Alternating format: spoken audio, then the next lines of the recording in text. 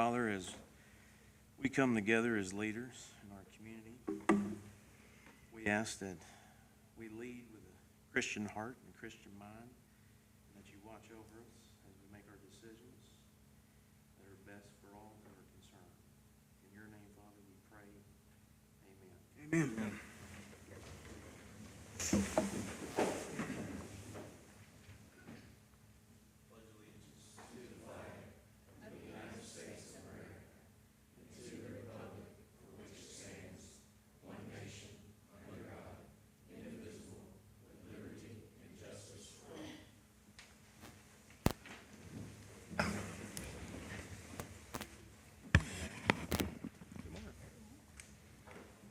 All right, we'll go ahead and call Morris County Fiscal Court to order, June 18th, 2019.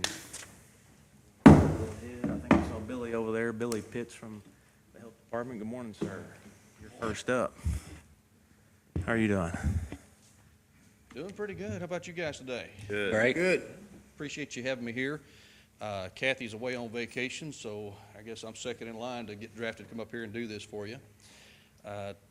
I understand, Monty was talking to me a few minutes ago, I understand that when this was sent out, this document, that some of it was illegible. And I can't read that from here to know if it is or not. Tough, anyway. Yeah, kind of blacked out and gave white letters. And what we're looking for the Health Department this year, for fiscal year 19-20, is to keep the same tax rate that we've had for the past 2 years of 7.25.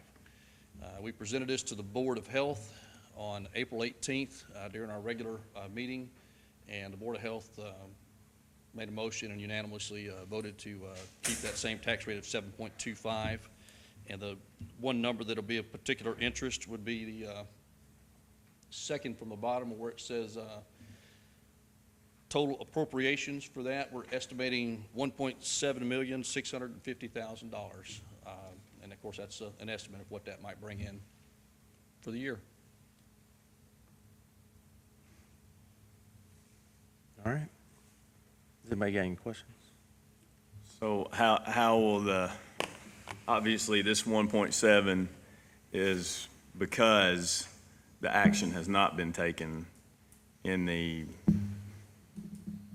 as far as that budget is concerned. I mean, this special session that Bevan is going to call, how could that affect this particular? This 7.25, the 1.7 that we're looking at is a worst case scenario. Okay.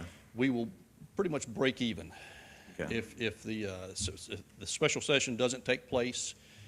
Currently, as far as the pension reform the pension is concerned, we're paying 49.47%. That equates to $824,000. July 1, without Governor Bevan's proposal, if that doesn't go through, then that number is going to jump to 83.43, which our payment will go to $1.4 million next year. And we're fully expecting that to happen, unless some miracle occurs and they give us a reprieve. But even if they do, I don't mean to sound cynical, but we're going to wind up paying the piper at some point or another, whether it be this year or next year. The unfunded liability is going to get paid somehow or another, and that's going to come from us.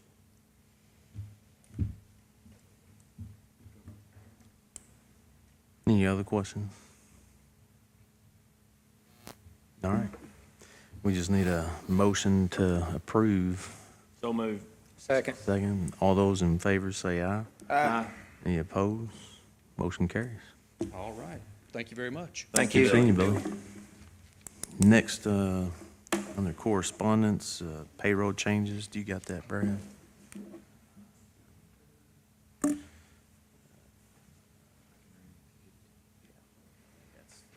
should be the update. These are payroll changes. May 2019, John Johnson, new intermittent seasonal road department, effective 5/1/19 at $12 an hour. Jeff Peck, wage increase to add detective stipend, effective 5/1/19, 25.12 total wage. Brad Warning, wage increase to add nuisance, $71,685.33 per year total wage. Chris Freeman, new full-time 911 director, effective 5/6/19, $80,000 per year. Jessica Treese, wage increase from $17.44 per hour to $18.41 per hour, effective 5/1/19. Luke Rudd, wage increase to add investigator pay, $24.70 total wage per hour. Kent Lawrence, new part-time deputy coroner, effective 5/23/19, $4,800 per year. Corey Dysinger, new full-time, I asked her several times how to pronounce her name, so. New full-time judge's office administrative assistant fiscal court clerk, effective 5/27/19 at $15.95 per hour. Brenda Edwards, term 5/31/19, voluntary resignation. Emily Martin Wiles, term 5/31/19, retirement. Matt Hilbrick, term 5/31/19, retirement. George Hicks, seasonal, effective 5/1/19 at $12 per hour. Kirk Little, seasonal, effective 5/1/19 at $12 per hour. All right, under old business, approve the minutes June 4th meeting. So moved. Second. Second. All those in favor say aye. Aye. Any opposed? Motion carries. And I see Randy's here with the Kentucky Lake Convention Visitors Bureau. Come on up, Randy. Good morning. Good morning. Last time we had talked, we got the books, and Erica went through them, so you should have, I sent y'all the email with monies that had been collected up till, I think it's got May and June, and the only two that it doesn't have reflected on it, but you should see that. When I was having a conversation with Ms. Ani Becker, and I know that, Randy, you expressed some of the concerns and issues that the commission has as far as the transient tax. Jason and I got together and we researched some of the county's ordinances regarding short-term lease or rental. And so I think we've got that further down on the actual agenda. But for right now, we got the budget to approve. But those two ordinances, we're going to hope that they actually help, one, make it fair, because the companies or businesses that deal with lodging, they obviously are paying the transient tax, and they're dealing with the inspections from the health department. And so some of these web-based businesses that are out there, I kind of see it as the cell phone, what the cell phone has done to our landlines in the 911. No one saw the increase, and we don't even really have the data, to my knowledge, No. as how much of an impact it is having in our community. No, because we don't know exactly how many are out there yet. Right. But we So do this- know. This could help. Yeah. So this is to help, one, make it fair.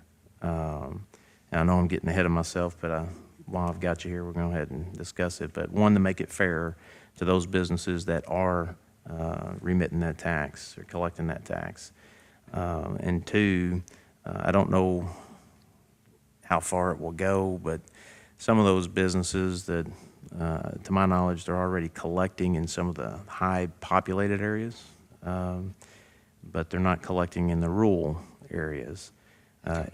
So we're hoping that this will level the playing field as far as how that tax is collected. And I know I'm curious to see how much of an impact it will or won't have, with our transient tax here in this community. So, but as far as the budget, do y'all have any question? You should have a copy of it. If not, then the way the process works is they submit the budget and we approve it. I move we approve the budget as Second. presented. All those in favor say aye. Aye. Any opposed? Motion carries. Do you have anything that you want to comment on the, additionally on the ordinance? Yeah, the only part of the ordinance we looked at and had a question about was the section on the number of people per room, because we have some homes that it may be a 4-bedroom home, but it will sleep up to, 16 people, because some of those rooms are big enough, they have 2 queen-size beds. Right. And so the 2 people per room plus 4, you limit it to 12 people instead of the 16. But other than that, everything else is Looks great. fine. Oh, yeah. Everything else looks great. And I think that was that a standard? I forgot what we, That was, I mean, I basically copied and pasted what Jefferson County and Fayette County had. I mean, Jefferson County and Fayette County were very, very similar. So I used Jefferson County as a template for what I did for us, and that's what Jefferson County had in there. And I think we probably ought to consider having a limit on that, just so that it's not, somebody's not hosting a Right. gigantic party with unlimited stay-over access. I could see that being an issue, but if you think we ought to up the number, I don't have any It's trouble- only problem going to with it. affect 1 or 2 properties, I'd say at the most. But I do know of one property, last count, I think they sleep 22. And so, resident, yeah, it's a rental. the rental? property, and they can sleep up to 22, and they may not have enough bedrooms to be able to sleep that amount. It's a huge property, but the way they have it set, so. Okay. But like I said, it's only going to affect 1 or 2 at the most. I think too, because this is something that's new, that the county's being faced with, and we're trying to identify, one, to have everybody that's supposed to be paying the tax is paying it. And 2, how do we identify those that are participating? So we've created a registry. It's online, and it's for the existing companies and the web-based or anyone that wants to have short-term rental. The registration is more or less just the accountability piece of it. There's no monies involved for the entity to register with the county, but it's something that we feel is a start, so that those individuals or those companies can actually register with us, and we'll know who's doing business, that type of business in our county. So, And that's very important, because if we know who they are, then we can make sure they're doing everything they're supposed to do. right, okay. Well, we're going to try to help, because I know just the decline in the transient tax, we got to figure out why it's declining. Exactly.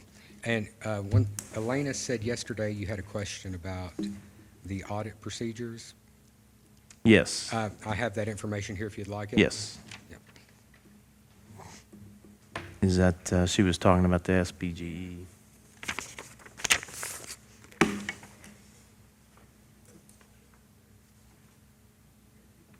Okay. Okay. Yep. So that'd be a first reading. We can make that change. In our ordinance, it states annually for an audit. I mean, which I'm assuming that we can be more specific than the state, but if the court wants to change it, we could change it to, Yeah, I mean, well, the statute, the state's going to control. so every 4 years? Yeah. So we'll have to change it? Okay, Unless our budget hits 500,000 again, 500,000. then we go back to annual. okay. Well, then we can, if we need to change it, we'll change it. Okay.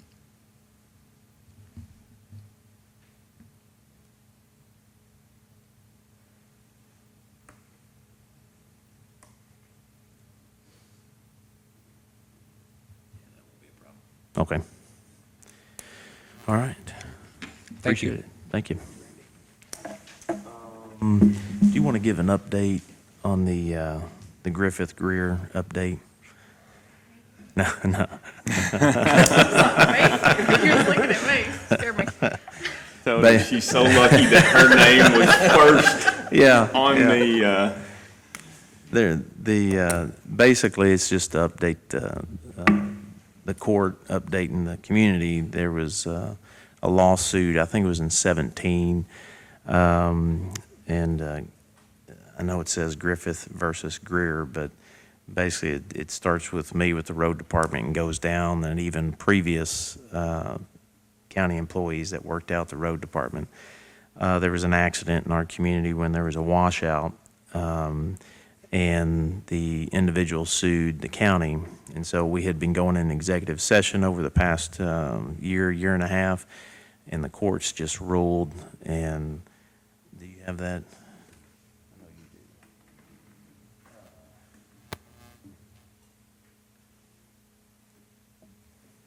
Just to state it, basically it was ruled, the case was ruled in favor of the courts, or the road department. So that is an update, just to let everybody know that that process did take place.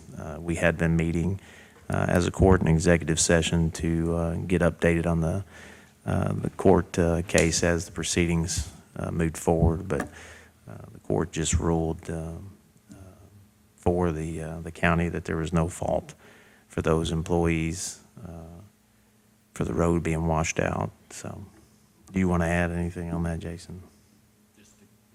Good news. Good news, yeah. So that's just old business, updating the court on that matter. Under new business, county clerk claim for motor vehicle and boat bills. Does anybody got any questions on that?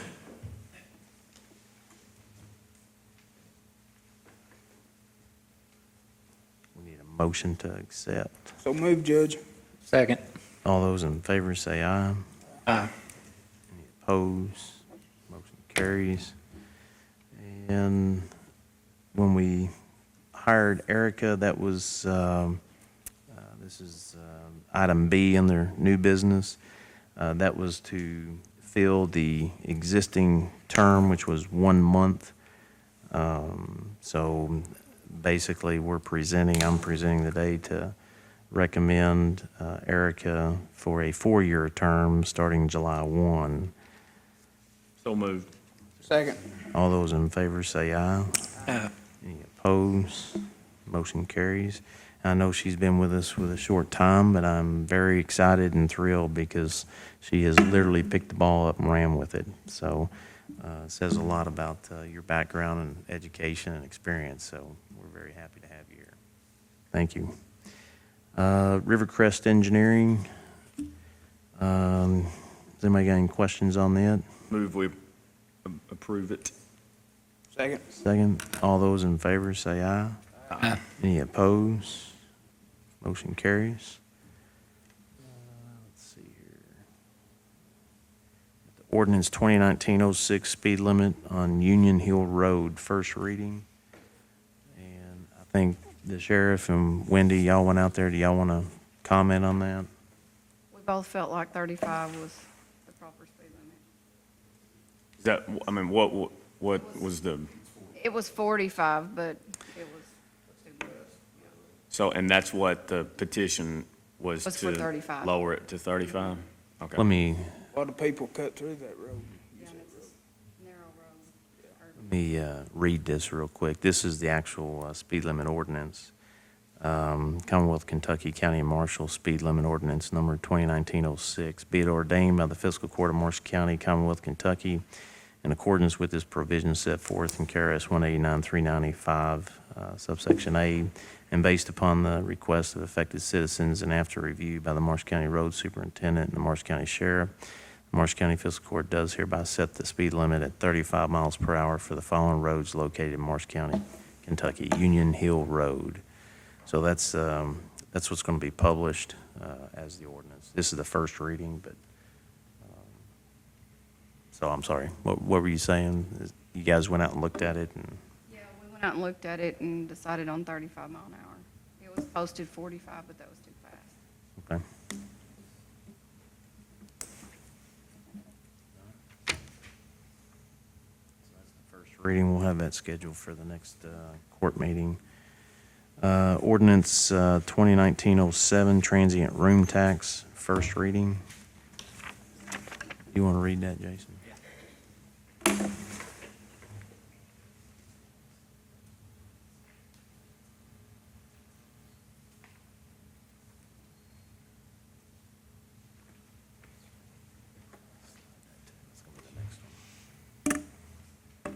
right, this will be the first reading of ordinance 2019-07. An ordinance clarifying that transient room taxes are applicable to short-term rentals, providing a definition section, and providing a registration, collection, and enforcement mechanism. Whereas the Marshall County Fiscal Court has been made aware that there are persons or entities renting out homes or residences on a short-term basis similar to that of a hotel or motel, and that these persons or entities are not paying transient room tax as required by ordinance and according to state law. Whereas Marshall County Fiscal Court does wish to clarify this issue and make it known to all affected parties that the transient room tax does apply to short-term rentals. Now therefore, be it ordained by the Fiscal Court of Marshall County as follows. Definition section. Director, Marshall County Judge Executive, or his or her designee. Host, any person who is the owner of record of residential real property, or any person who is a lessee of residential real property pursuant to a written agreement for the lease of such real property, who offers a dwelling unit or portion thereof for short-term rental. Hosting platform, an internet-based platform that generally allows an owner or tenant to advertise the dwelling unit website and provides a means for potential transient users to arrange short-term rental and payment through the hosting platform. As an example, this would be like an Airbnb would be an example of a hosting platform. Short-term rental, a dwelling unit that is rented, leased, or otherwise assigned for a tenancy of less than 30 consecutive days durations where no meals are served. This term does not include hotel and motel rooms, extended stay lodging facilities, bed and breakfast inns, or boarding and lodging house rooms, which are already subject to the transient room tax. Transient user, a person who exercises occupancy or is entitled to occupancy by reason of concession, permit, right of access, license, or other agreement for a period of less than 30 days consecutive duration. Section 2, no person, firm, or corporation shall own or operate a short-term rental on any premises within Marshall County unless the short-term rental has been registered annually with the Marshall County Treasurer's Office. Section 3, annual registration. Each annual registration for a short-term rental shall be per the procedure prescribed by the director and approved by the Marshall County Fiscal Court, and shall be available for paperless online registration upon the effective date of this subchapter. The registration form at a minimum shall include the following: the name, address, phone number, and email address of the host and of a person residing or located within 25 miles of the short-term rental who shall be responsible for addressing any maintenance or safety concerns, and the location of the short-term rental, and the name of any and all hosting platforms that the short-term rental utilizes to advertise.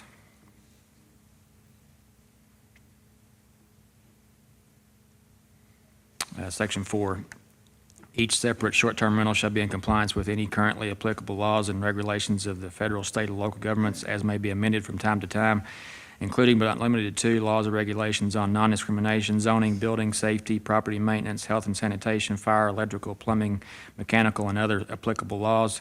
Accordingly, each separate short-term rental shall be subject to inspection from regulating agencies to ensure compliance. Section 5, transient occupancy taxes.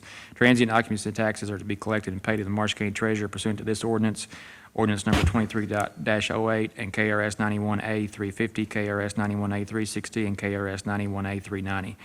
And transient occupancy taxes are ultimately responsible to the host, but the collection and remission of all required taxes may be paid by a hosting platform on behalf of host if the short-term rental is affiliated with one or more hosting platforms.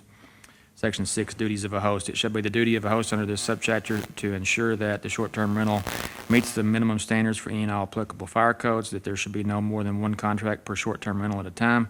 Number of transients occupying a short-term rental shall be limited to 2 persons per bedroom plus 4 persons, and there is no signage on the premises of the short-term rental advertising or identifying the short-term rental. Section 7, enforcement. In addition to the penalties provided in ordinance number 2013-08, the director is authorized to enforce the provisions of this subchapter through declaratory, injunctive, and other civil actions filed in any court of competent jurisdiction. And talking about Section 6C, the number, if you guys have any suggestions on how we can amend that, I mean, we can take it out entirely if we want to. We can up it. I mean, whatever. If the court has any suggestions on that, this is only in there because that's what Louisville had. So,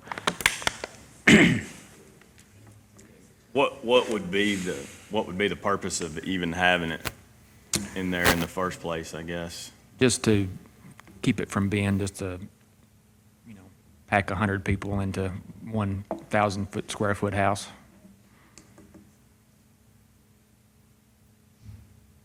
How we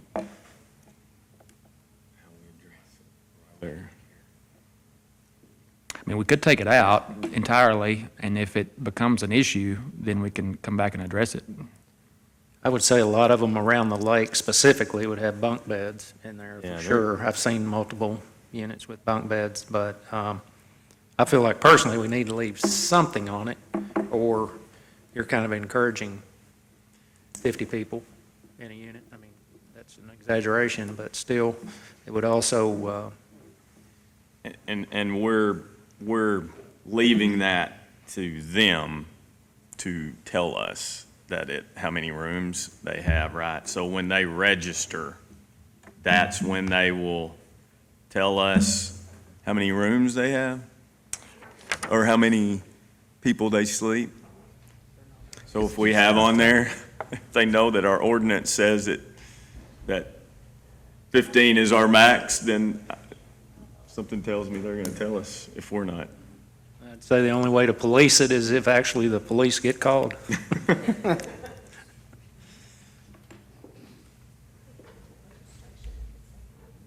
I mean, we can, yeah.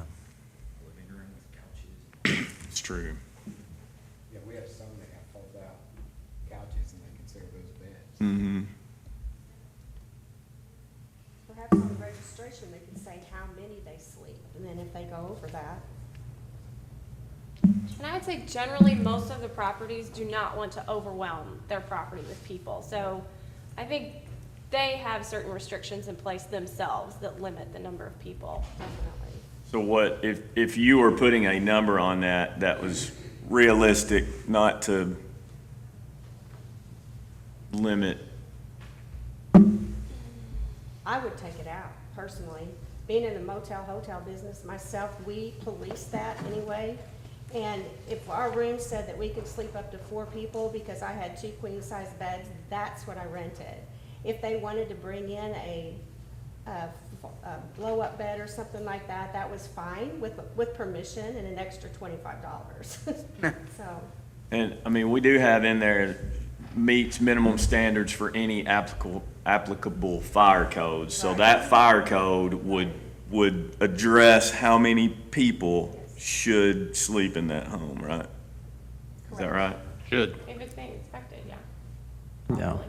Well, I mean, we have to, that's a whole nother issue. yeah, it's a whole nother issue. I think we have to go with, we put on there applicable fire codes. Would that not address, could that cover, be able to take out the number?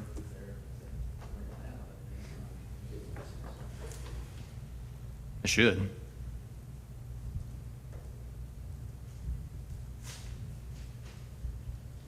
I don't know if we want to get into, I don't think the fiscal court intent is to get into how many people are staying in the, our intent is to make sure that we're at least registering and capturing the transient tax. If it, like I said, if it becomes an issue, We can take come it out. back and address it.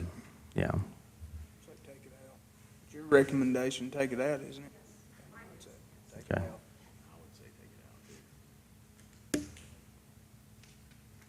That's the first, that'll be the first reading. That'd be first reading. I think you've got the amendment to ordinance 2013-08, first reading. This is amending ordinance 2013-08, an ordinance amending ordinance 2013-08 to require subjected entities to register with the Marsh County Treasurer. Whereas the Marsh County Fiscal Court has enacted an ordinance, not yet, but we're going to, requiring short-term rentals to register with the Marsh County Treasurer's Office regarding the collection of transient room taxes. Whereas the Marsh County Fiscal Court wishes to be consistent with the registration requirement and treat all similar entities the same. Now therefore be it ordained by the Marsh County Fiscal Court that ordinance 2013-08 is hereby amended to read as follows, and this affects section 3D. So this will be all new language. D, all entities subjected to this ordinance and the transient room tax shall annually register with the Marsh County Treasurer's Office. Each annual registration shall be per the procedure prescribed by the Director and approved by the Marsh County Fiscal Court and shall be available for paperless online registration upon the effective date of this subchapter. The registration form at a minimum shall include the following: the name, address, phone number, and email address of the entity and of a person residing or located within 25 miles of the business who shall be responsible for addressing any maintenance or safety concerns, location of the entity subject to the transient room tax, and the name of any and all hosting platforms that the entity utilizes to advertise. For purposes of this ordinance, hosting platform means an internet-based platform that generally allows an entity to advertise available units through a website and provides a means for potential transient users to arrange short-term occupancy and payment through the hosting platform. So that mirrors what we just did for the short-term rentals. And then the other change that we will make to ordinance 2013-08, which currently requires an annual audit, is that the language in there will be amended to state that the audit shall be conducted in accordance with KRS 65A.030 and 109 KAR 16, Section 5. Okay.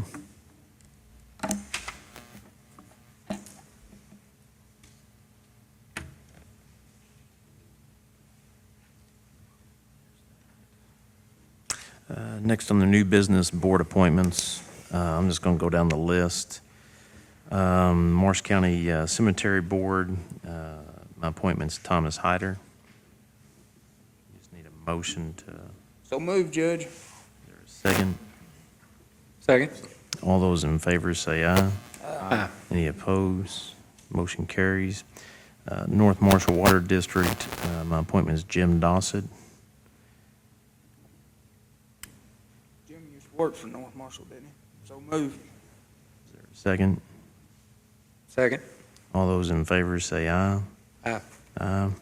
Any opposed? I'm going to vote nay, not because of Jim Dossett, because Jim will do a fantastic job, but just because I think Kendra's done a fine job on that board, and that board is, that North Marshall's doing a fantastic job, and so, but, so. Motion carries. Marsh County Nuisance Board, reappoint, my appointment's Bill Fletcher. He's already on the board, I'm just reappointing him. So move. Is there a second? Second. All those in favor say aye. Aye. Any opposed? Motion carries. West Marshall Fire Board, appoint Rhonda Henson. She's a reappointment. So move, Judge.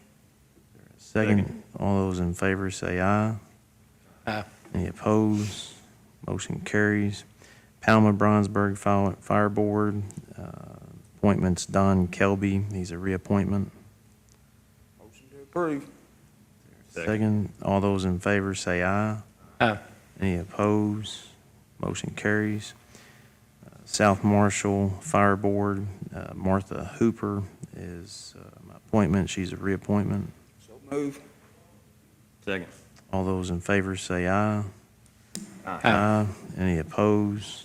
Motion carries. Fair Dealing Olive Fire Board, Matt Hilbrick's my appointment. He's a reappointment.